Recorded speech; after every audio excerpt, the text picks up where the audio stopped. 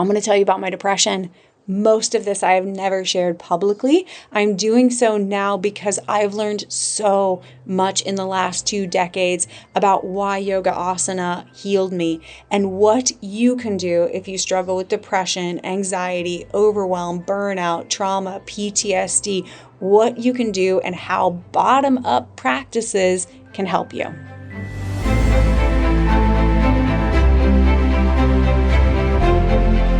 During the Anti-Fragile series, we came up with a formula for transformation, and I want to point this out to you because it shows up in my story of healing and also the scientific studies we're going to be going over. So the formula for transformation is rewire the nervous system so you can self-generate safety. Embrace change so you can shift from forcing yourself through it, enduring it, and into power, gaining and growing and becoming anti-fragile from it. All of these create a transformation of identity. You're not just doing new things, but you're becoming a new person. We've also been looking at how healing happens through the body. And today we're going to look specifically at bottom up versus top-down healing. And what you're going to see is that healing cannot happen from a dysregulated state. And this is obvious because when you're in a sympathetic state, you're armored up, you're guarded. When you're in a depressive state, you are shut down, you're frozen. And in either state, you are not open or receptive to new information, new things, open to change. And this is harder to see in ourselves, very easy to see in others. Think of a spouse, a friend, a family member. If they're guarded, you cannot give them new information, even if it's the best advice in the world. Similarly, if they're in a woe's me, victim-y story, no amount of your coaching or encouragement will land. When someone is guarded, shut down, they're not open to new information and change. The same is true for us. And what we can do with moving and breathing is bring the ventral vagal pathway back online, open the prefrontal cortex so that we're open and receptive, not just to new information, but new actions, new identity. We can change. Here's a little more of my backstory and experience with depression. I started having some mental, emotional hiccups when I was quite young and started seeing a therapist when I was in my teens. Then I went to college and all the structure was removed and it was like I bottomed out. I went into full-on mental, emotional health meltdown. A lot of it had an existential crisis type quality. Why it happened is less important than where I was and what got me out of that place. To give you a sense of the magnitude, I was in therapy for several years, trying all the things, including medication, and nothing was really working. In fact, I was getting worse, and this eventually landed me in the hospital, what my doctor referred to as a vacation without the luxuries. Now, that first night, I was coughing because I had this respiratory issue, and a young doctor came in.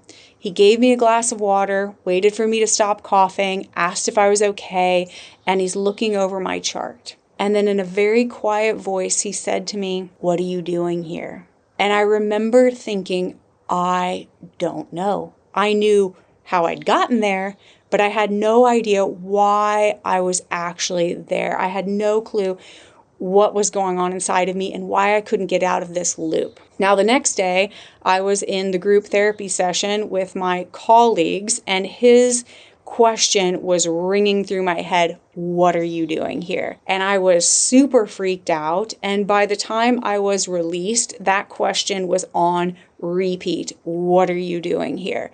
And for some reason, that shift from why to what allowed me to start to look at what was actually helping me. And at this point in time, I was nothing short of desperate because I realized if I didn't get this figured out, I was going to die. So this was taking on a life and death quality.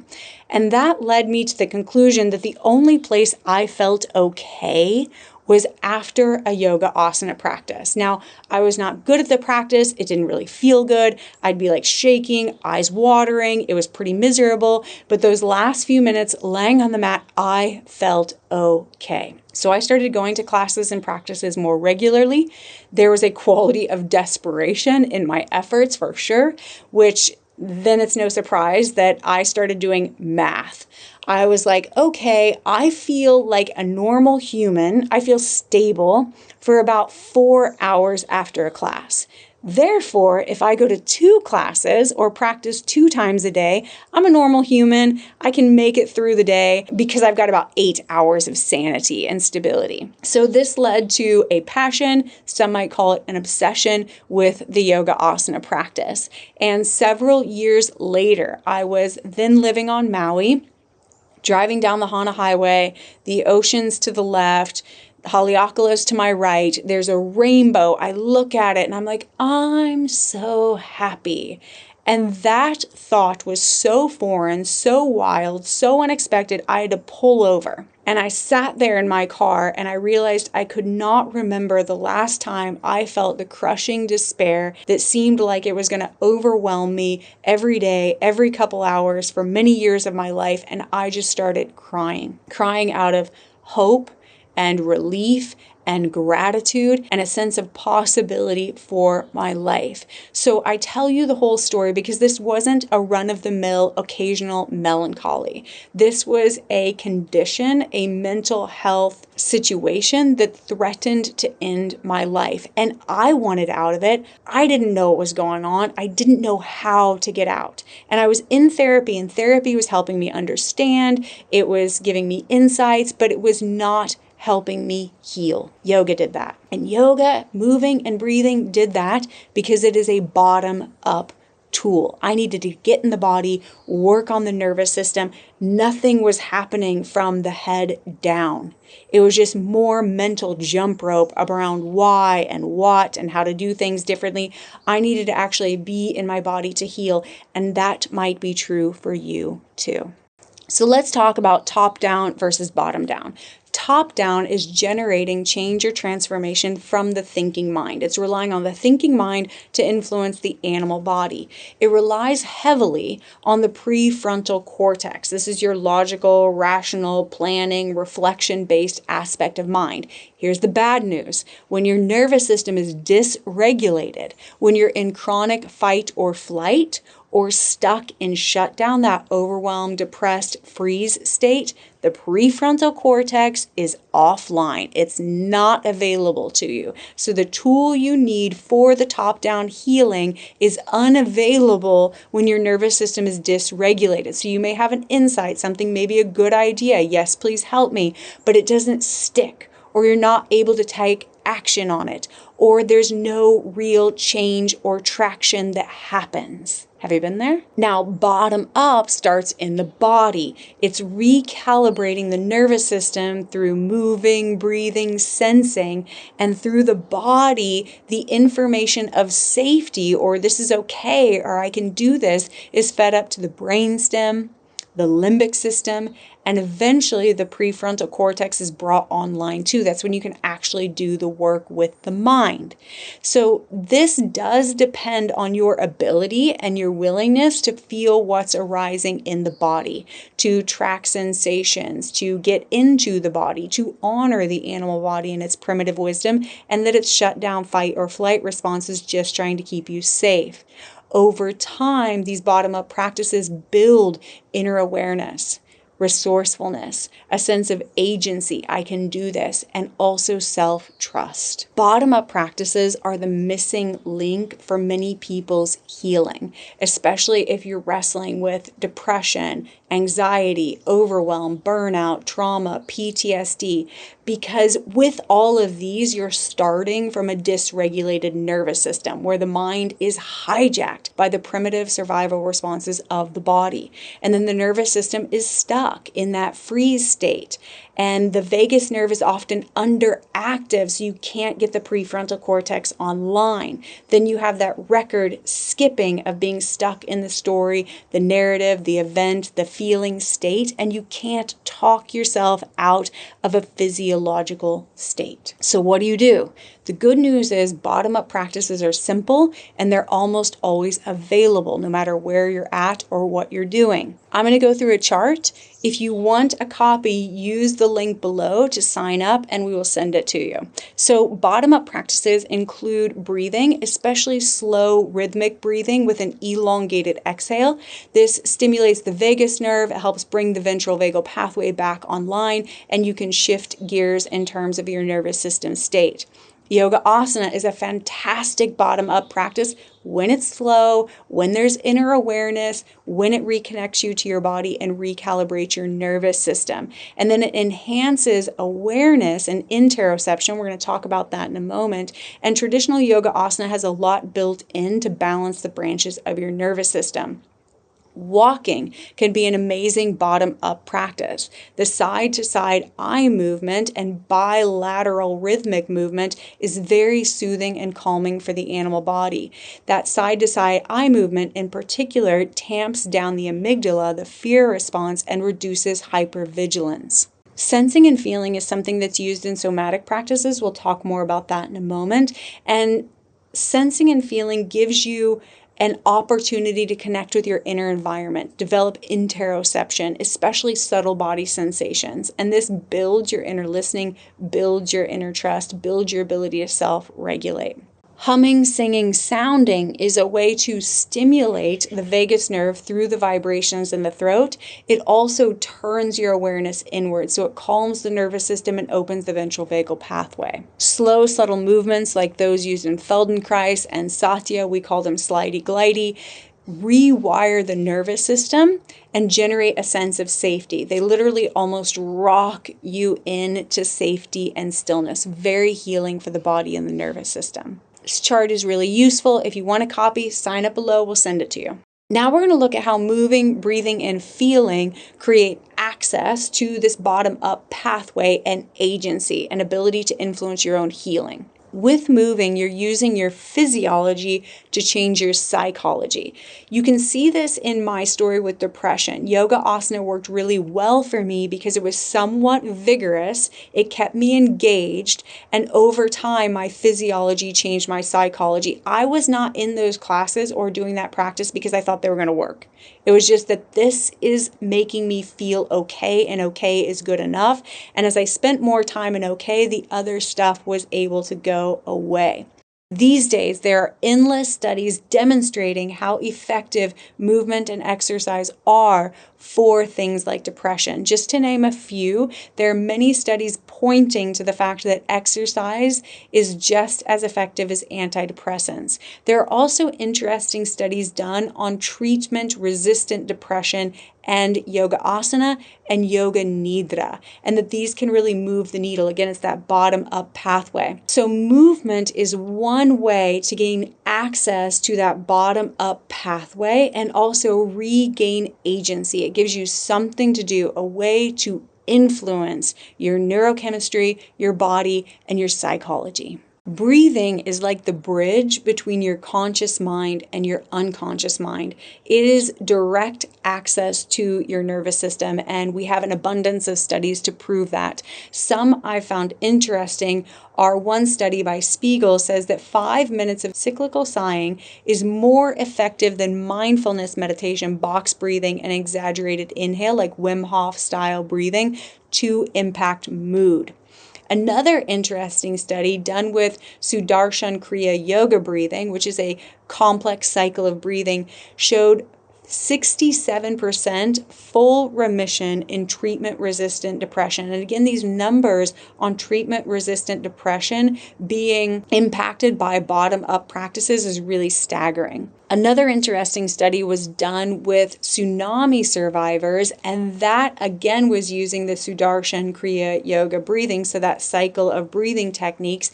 And this study showed a 54% reduction in depression, and 90% of participants sustained that in a 6-month follow-up. So again, your breathing is a way to impact your nervous system directly, quickly, succinctly, and access that bottom-up healing pathway. This bottom-up, body-first approach to healing is sometimes called somatic work, somatic release, and it's the transition from thinking into feeling, from the mind into the body. And it works because when you're experiencing depression, despair, panic, overwhelm, your nervous system is stuck in a state of shutdown or freeze.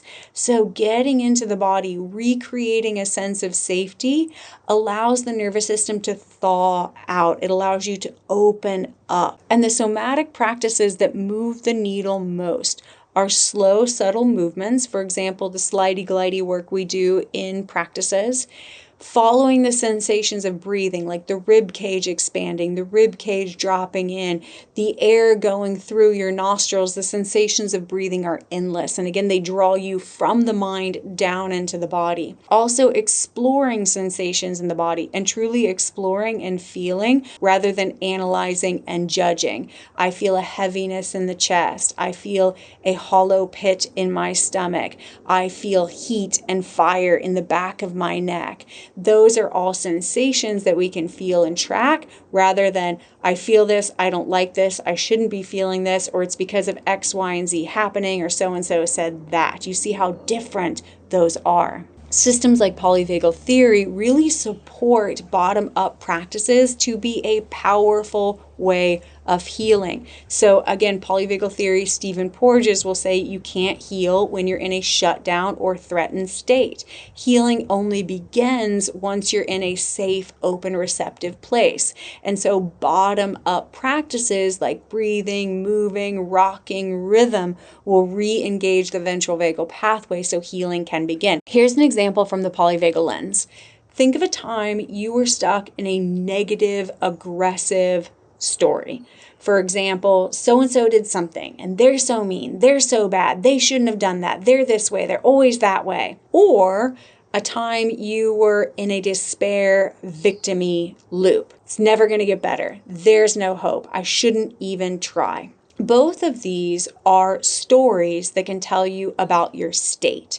Polyvagal theory says that story follows state. So the story, the narrative, that loop is an attempt to explain why you're feeling how you're feeling. So for example, when I find myself stuck in a negative, critical, aggressive loop, I'm like, oh, there's a lot of sympathetic charge, and then I can do something about it. Similarly, if I find myself stuck in a victim-y, despair, woe is me, Eeyore type of story, I'm like, oh, I'm in a dorsal vagal state and I know what to do to get out of it. Then the narrative, the story becomes a pointer, not a problem. You're also able to recognize it as a sign and a signal, not absolute truth, because we tend to project onto others with those stories rather than work with our own internal state. Then when the narrative shifts, you know that healing has begun. If you can't get out of the loop, you know you're also stuck in the nervous system state.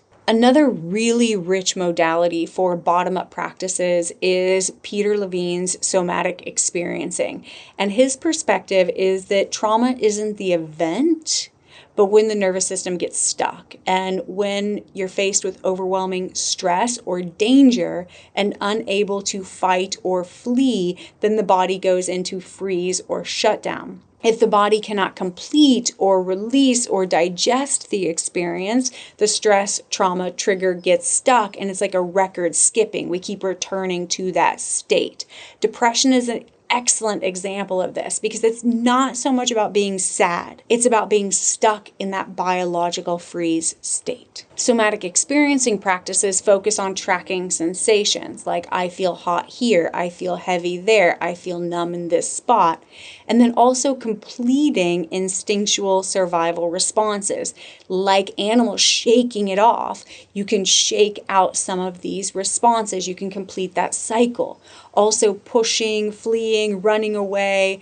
A silly example, but true, is sometimes when I'm feeling angry or frustrated, I'll kind of punch in the air. And it's a way to discharge that energy. It's a way to complete that cycle, to allow that state to be expressed.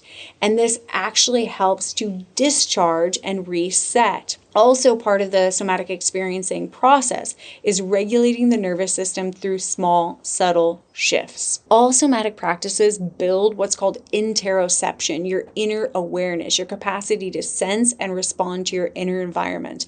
And we're going to go over a few really cool studies that point out just how important interoception is.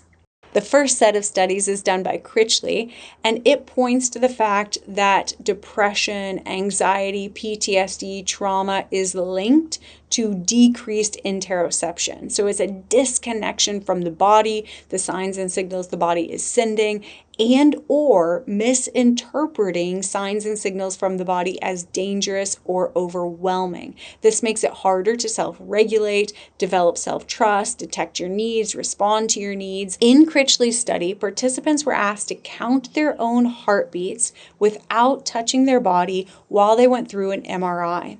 Participants who were more accurate in sensing their own heartbeat also showed greater activation of certain brain regions, in particular the insula. The insula is near and similar to the anterior cingulate cortex, which we talked about in the Anti-Fragile series, and it forms the neural basis for inner awareness. This matters because depression, anxiety, despair, overwhelm, PTSD, trauma is linked to less inner awareness, a reduced interoceptive capacity.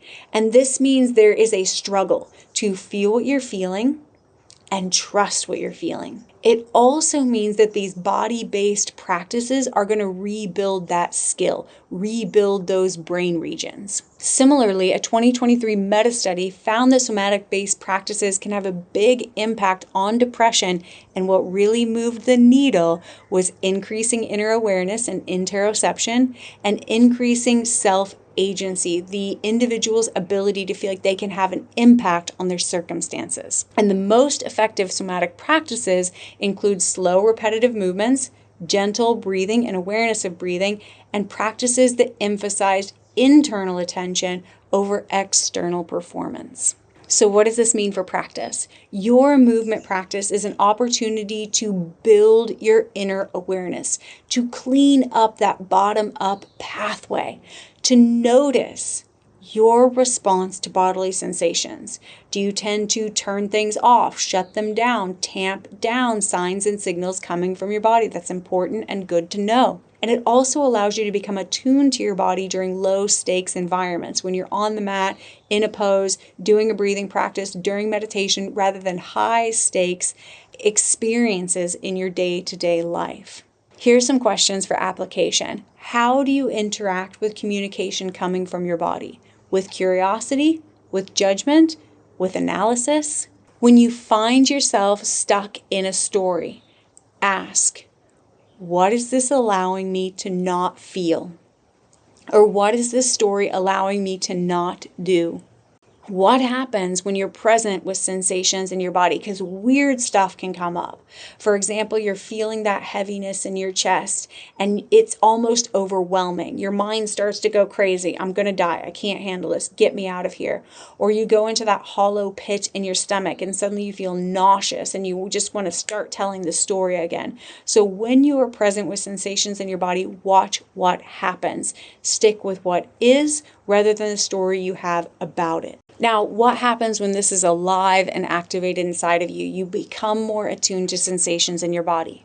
Your movement practices have a hum of inner awareness in the background, and you can sense whatever is arising inside of you without judgment or analyzing, or with just a little judgment and analyzing versus a lot. If you like this, please subscribe. It helps us keep going and growing and creating. We have amazing resources on the 20-Minute Miracles app for calibrating your nervous system and getting in touch with your body. There's a quiz that will give you recommendations for practices and ways to practice based on the state of your nervous system. That's called the Nervous System Navigator. It is free. We also have the Create Calm mini course in the free intro membership. It'll teach you about your vagus nerve, breathing to stimulate your vagus nerve, and even moving for vagus nerve stimulation. And if you're ready for a deep dive, there is a 6-week journey to make practice miraculous. It will teach and train you in inner listening and responding to the needs of your body.